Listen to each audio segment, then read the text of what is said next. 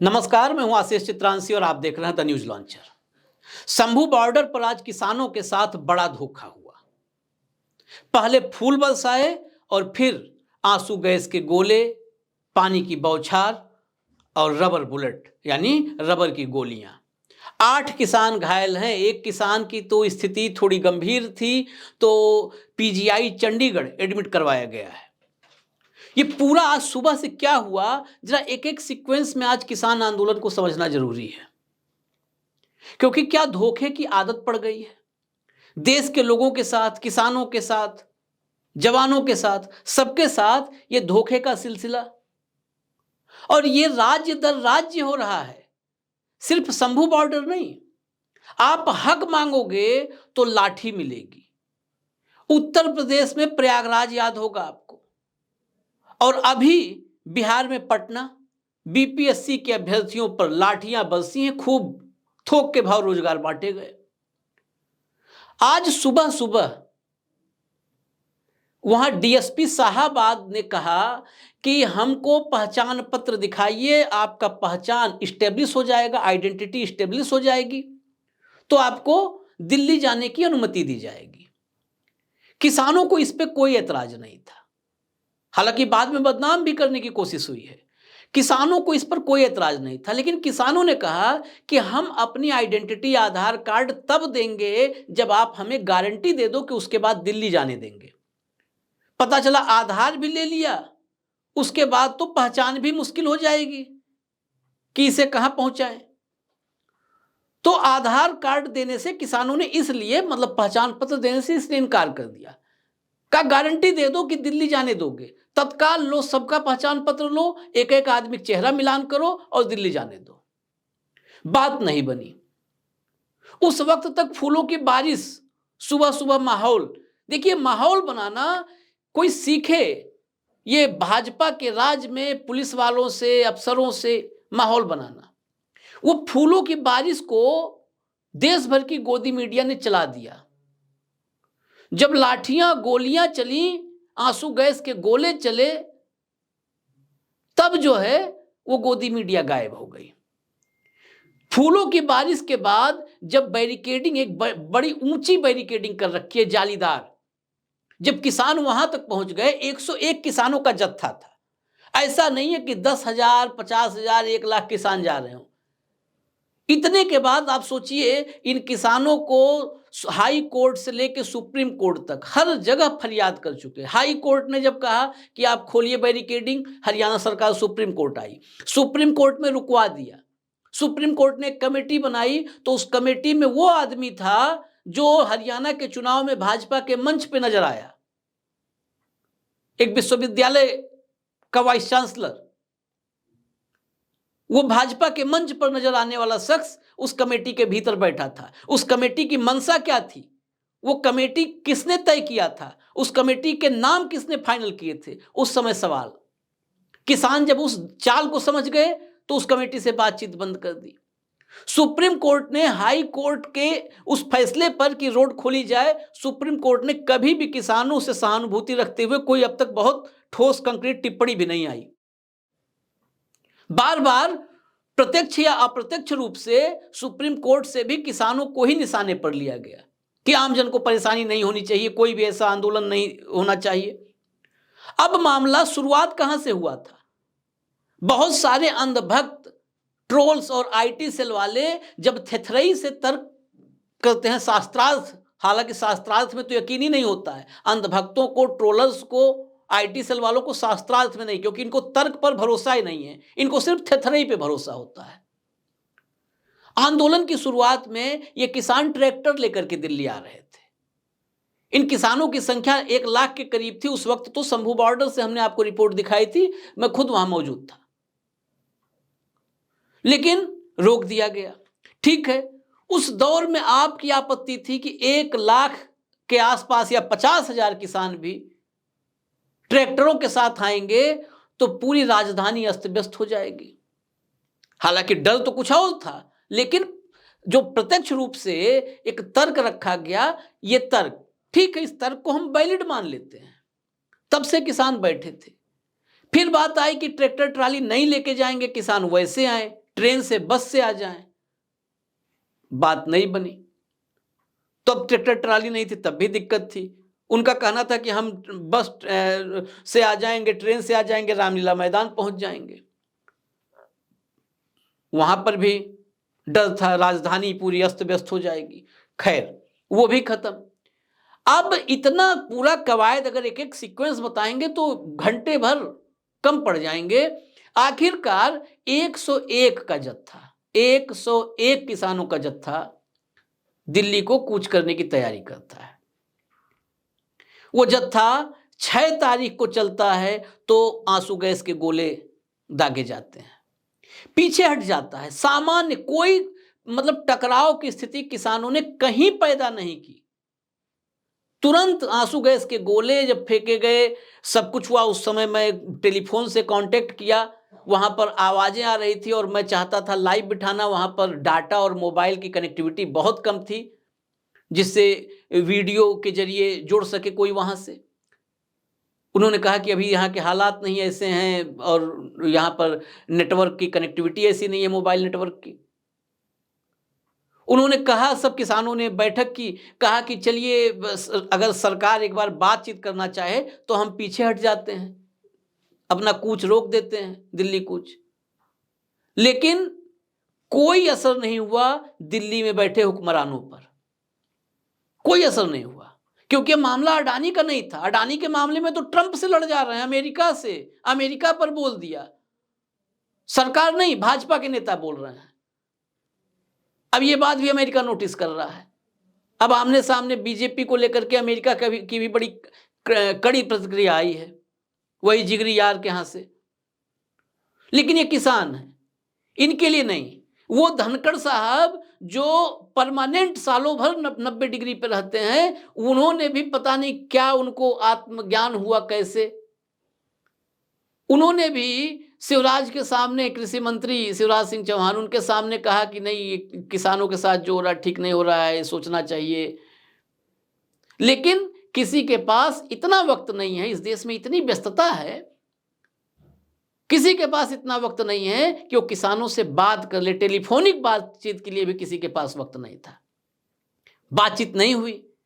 8 तारीख को दिल्ली कूच।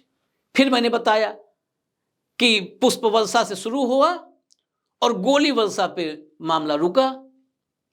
गनीमत है कि जो गोलियां थी, जो बुलेट किसान बता रहे हैं, वो रबर बुलेट बता रहे हैं।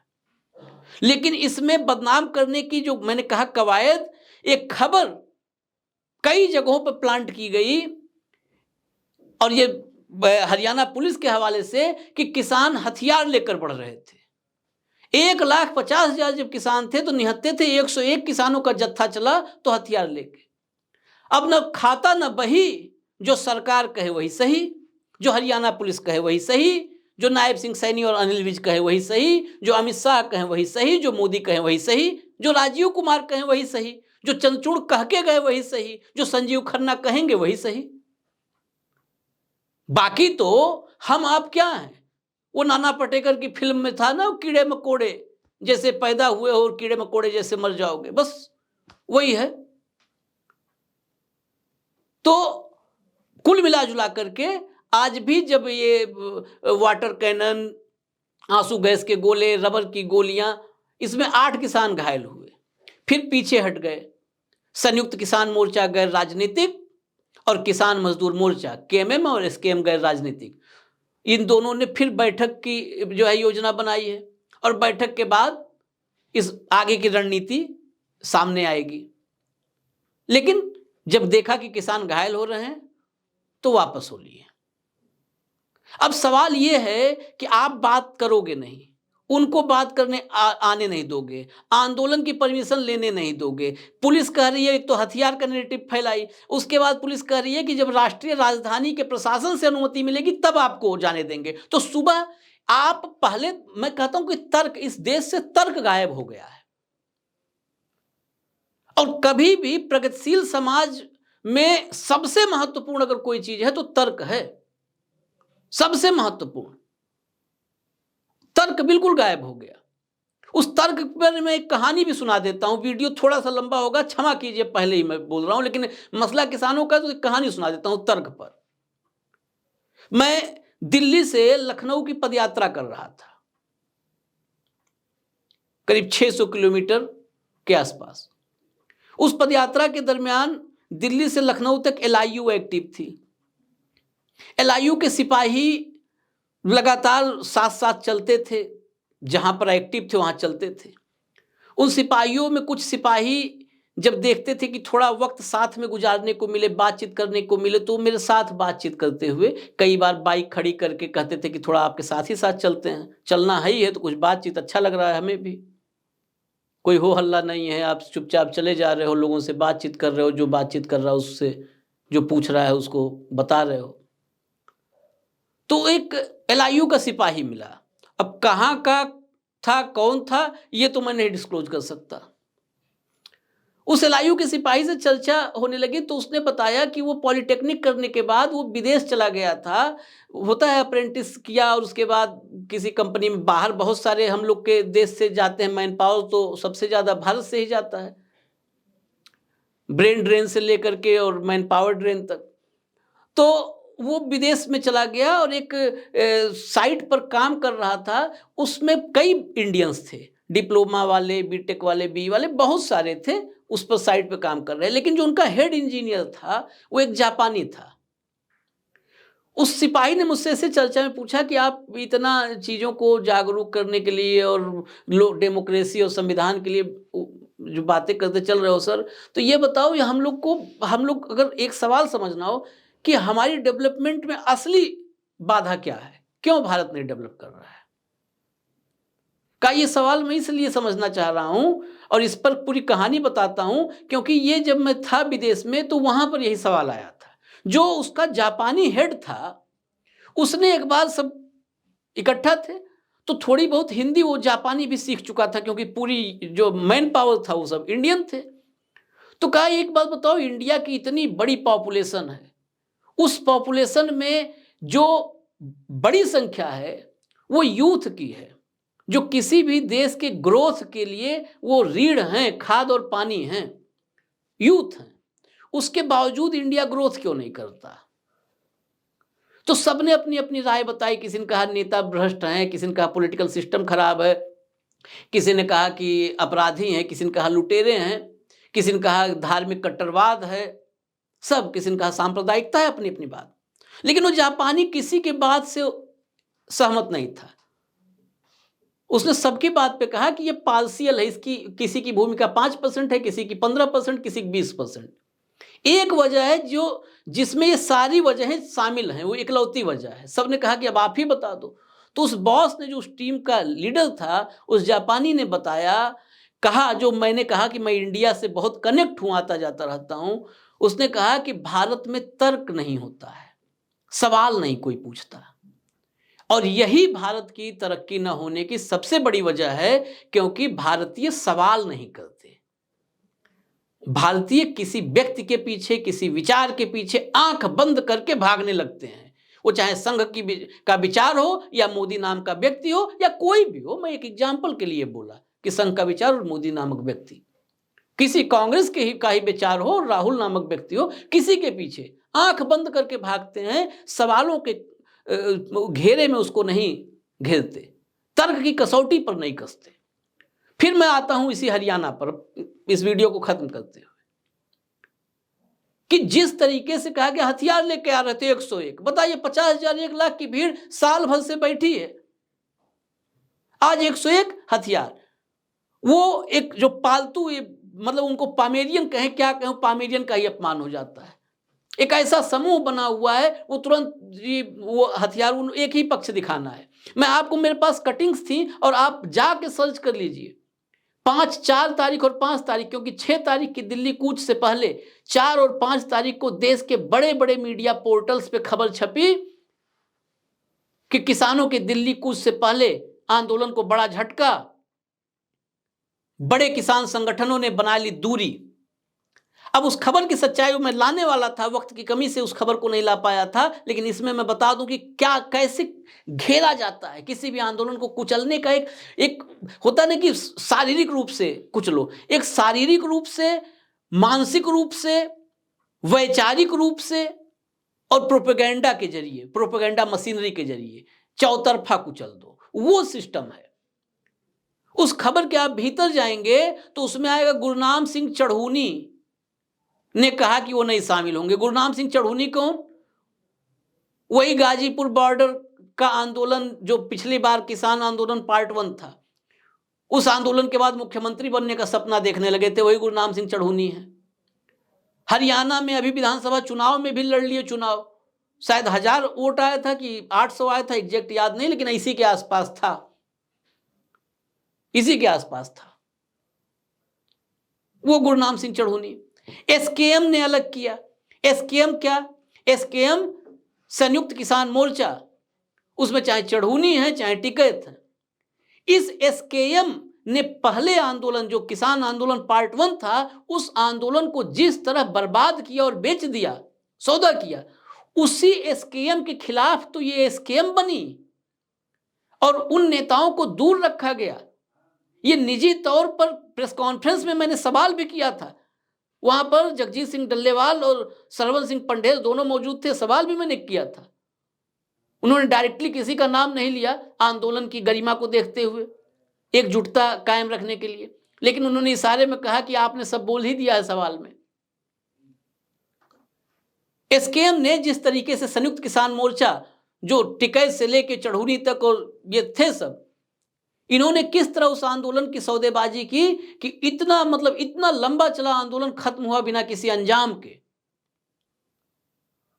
वो गारंटी नहीं मिली। हाँ, 3 काले कानून जो वापस हुए, वो काले कानून वापस हुए कि उस आंदोलन के दौर में उत्तर प्रदेश जैसे बड़े राज्य का, बड़े सूबे का चुनाव होने वाला था, लेकिन न एमएसपी की गारंटी, जितने वादे थे वो सारे के सारे वादे डस्टबिन में, कूड़ेदान में चले गए। उस एसकेएम को दरकिनार कर, किनारे रख करके इस एसकेएम के साथ आगे लिखा गैर राजनीतिक, संयुक्त किसान मोर्चा गैर राजनीतिक। उस चढ़ूनी वाले और टिकैत वाले एसकेएम को तो इन्होंने एकदम दूर रखा है, जैसे अटल जी की भाषा में चिमटे से भी नहीं छूना, तो इस एसकेएम को चिमटे से नहीं छुआ। और इस आंदोलन में ये चीज पिछले 10-11 महीने से, मतलब करीब करीब साल हो गए, साल भर से सबको पता है, जो व्यक्ति या पत्रकार किसान आंदोलन का क जानता है, फार्मर्स प्रोटेस्ट का एफ जानता है, उसको पता है कि एसकेएम का इस वाले आंदोलन से वो पुराने वाले एसकेएम का कोई लेना देना नहीं है। लेकिन दिल्ली कूच के एक दिन पहले कैसे नैरेटिव बनाया गया कि बड़े नेताओं ने, बड़े संगठनों ने बनाई दूरी। अब ये है क्या? यही वो तंत्र है जो कहा ना कि 8-10 हाथ हैं, एक मीडिया है, एक आईटी सेल है, एक अंधभक्त है, एक ट्रोलर्स हैं, एक पुलिस है, एक जो है बहुत सारे और हिस्से किसान को छोड़ दे तो एक राजीव कुमार है, और भी बहुत जगह बैठे हैं, अलग अलग जगह, कैग में बैठा, सब जगह बैठे हैं। तो ये इतने हाथ हैं कि ये सारे हाथ मिलकर के किसी भी आंदोलन को, मूवमेंट को, उसकी गर्दन को दबा देते हैं और दम निकल जाता है फिर। लेकिन अभी इस आंदोलन का दम बना हुआ है, झूठ पर झूठ, झूठ पर झूठ, झूठ की गिनती नहीं है। कंगना रनौत के उस घटिया झूठ, महागंदे झूठ के आगे तो सारे झूठ छोटे हो जाते हैं कि कहां कौन टंगा रहा था, क्या क्या होता है आंदोलन में, उन्होंने बताया था जब अपना ज्ञान परोसा था। इस इतने झूठ और इतने सिकंजे के बीच भी अभी दम तोड़ा नहीं है इस आंदोलन ने। अब देखते हैं कि क्या फैसला लेते हैं। इतने के बावजूद भी, इस दमन चक्र के बावजूद, अफवाह तंत्र के बावजूद, संवैधानिक तरीकों में अभी भी किसानों ने और उनके संगठनों ने, खासकर किसान मजदूर मोर्चा और संयुक्त किसान मोर्चा गैर राजनीतिक, ये दोनों जो इस पूरे आंदोलन की अगुवाई कर रहे हैं, वो अभी पूरे संवैधानिक व्यवस्थाओं में शांतिपूर्ण तरीके से और गांधीवादी तरीके से, मैं इसमें जोड़ रहा हूं अपने तरफ से क्योंकि मैंने उस आंदोलन को करीब से देखा है, उसी रास्ते पर आंदोलन चला रहे हैं। अब देखते हैं आगे क्या निर्णय लेते हैं। और सरकार से उम्मीद तो नहीं है, लेकिन फिर भी उम्मीद पर दुनिया कायम है। जब तक इस पार या उस पार ना हो जाए तब तक उम्मीद तो रखता ही है इंसान। इजाजत दीजिए, न्यूज लॉन्चर आप देखते रहिए। नमस्कार।